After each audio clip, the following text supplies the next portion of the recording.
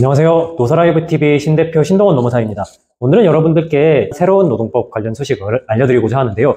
많은 분들께서 인터넷 뉴스 혹은 신문, TV를 통해서 기사를 접하셨을 겁니다. 2024년 12월 19일에 대법원 전원합의체 판결로 인해서 통상임금의 정의가 변경이 되었습니다. 지금까지 법원에서 한 어떠한 임금이 통상임금을 인정받기 위해서는 여러 가지 소정근로의 대가이고 소정근로의 대가, 그에 여러 가지 조건도 있었거든요. 그 중에서 하나인 일률성 이런 것들 말고 고정성이라는 개념이 있는데, 고정성이라는 개념을 12월 19일에 대법원 전원합의체 판결, 즉 모든 대법관들이 한자리에 모여서 이제부터 대한민국에서 통상임금을 계산할 때 고정성이라는 개념은 폐기해야겠다라고 결정을 내렸습니다. 대법원 전원합의체 판결은 실질적으로는 법이 바뀐 거나 마찬가지예요.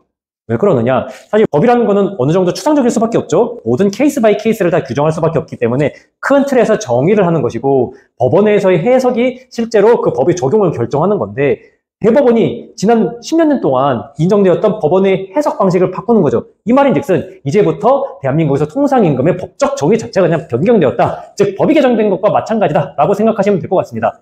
크게 법적인 개념은 제가 설명을 드리지 않을게요. 일반적인 근로자나 인사팀에 중요한 건 아닐 거고, 결과적으로 통상임금의 해석이 바뀌면 내 월급이 오르냐? 이게 궁금하실 거 아니에요. 먼저 이거에 대해서 설명을 하겠습니다. 통상임금은 임금을 계산하는 것들 중에서 나의 시급을 계산하는 거예요. 즉, 나의 임금이 예를 들어서 250만 원이면 이 중에서 나에게서 고정적으로 나오는 시급이 얼마다라는 걸 계산해 주는 거고, 그럼 그 시급을 왜 계산하는 걸까요? 네, 이게 지금 좀 너무 추상적인 질문을 드렸죠. 이 시급은 어떻게 보면 통상시급은 도구적인 개념이에요. 도구적인 개념이라는 거는 내 월급은 사실 원래부터 정해져 있습니다. 기본급, 식대 이런 거는 통상시급과 상관없이 정해져 있고, 여기서 나눠서 통상시급을 구하는 거예요. 그럼 통상임금은 보통 어디에 쓰느냐? 우리가 연장, 야간, 휴일 근로를 할 때 통상시급을 기본급 등 원래 월급에서 계산을 해서 거기서 1.5배를 합니다. 그리고 미사용 연차수당이나 이런 것도 평균임금으로 주는 것도 있고 통상임금으로 주는 것들도 있는데, 미사용 연차수당을 통상임금으로 주는 곳에서는 마찬가지로 기본급 등 원래 월급에서 통상시급을 구해서 거기서 산정을 해요. 즉, 법원의 판결로 인해서 나의 월급이 갑자기 12월 월급과 1월 월급이 달라진다. 그러진 않아요. 대신에 통상시급이 올라갔다는 거는 내가 연장근무를 하잖아요. 연장근무를 하면 이때부터는 통상시급이 올라가면 나의 연장근무 수당이 올라갈 가능성이 큽니다.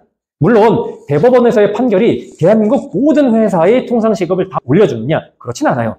이 규정에 적용될 회사는 대한민국에서 사실 10% 정도도 되지 않을 겁니다. 왜냐하면 고정성으로 인해서 통상임금의 범위를 좁혀왔던 회사들은 이런 것들이에요. 상여금을 주는데 재직 중인 근로자한테만 줘.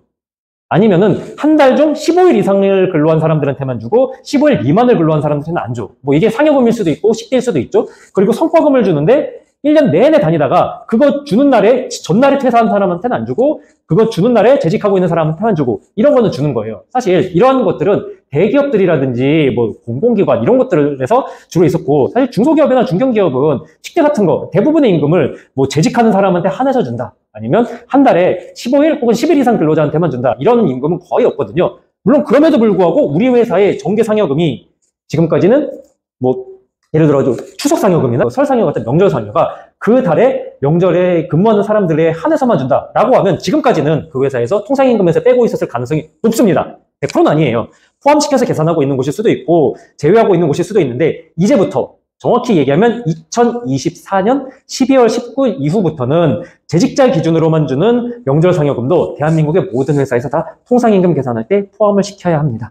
이건 어떻게 하느냐? 통상임금은 사실 나의 임금명세서를 받아봐야지 알 수가 있어요. 임금명세서를 받아보고 계산을 역으로 두드려 봤을 때 제가 방금 말씀드린 재직자 기준으로 주는 상여금이나 식대, 기타 여러 가지 복리후생비, 이게 통상시급 반영할 때 들어갔느냐 안 들어갔느냐를 따져봐야 됩니다. 어쨌든 통상임금이 오른다고 해서 내 월급이 오르진 않는다. 하지만 통상임금이 오름으로 인해서 나의 연장 근로수당, 휴일 근로수당, 야간 근로수당은 이제부터 오를 가능성이 크다. 그럼 반대로 우리 회사 포괄임금제이기 때문에 상관이 없어요. 그렇지 않아요. 상관이 있습니다. 월급은 변하지 않을 거예요. 기본급, 식대 이렇게 통상시급의 기준이 되는 임금은 그대로잖아요. 다만 이제 포괄임금제를 하고 있는 곳들은 연장근무수당 얼마, 휴일근무수당 얼마, 야간근무수당 얼마, 이런 식으로 월급에 묻어놓고 이게 한 달에 15시간치 연장근로수당이다, 한 달에 8시간치 휴일근로수당이다 라고 했는데, 이 회사가 하필이면 아까 말씀드렸듯이 그동안 통상시급에 들어가야 되는 것들을 고정성이 없다는 이유로 빼고 있었어. 근데 이제부터 넣어야 돼요. 그러면 이 금액이 오르는 게 아니라 보통은 금액은 그대로 두고 고정 연장 수당에서 인정하고 있는 연장 근무 수당을 시간을 15시간에서 14시간으로 줄이거나 휴일 근무 시간을 8시간에서 7시간으로 줄이거나 이런 식으로 대응이 될 거예요. 그럼 이 말은 역으로 하면 그거보다 내가 연장 근무를 더해.